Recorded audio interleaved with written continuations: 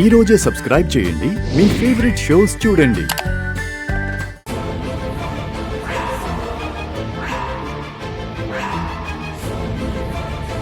అన్నయ్య, నన్ను క్షమించండి అన్నయ్య. రే పైకిలే.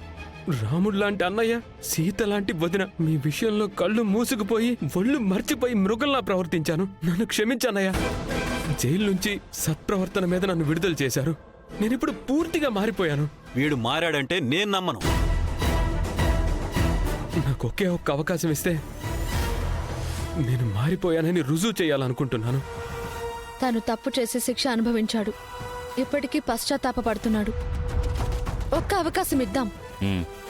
వదిన, మీ రుణం ఈ జన్మలో తీర్చుకోలేను వదిన. మనిద్దరి టార్గెట్ ఆ రామలక్ష్మియే.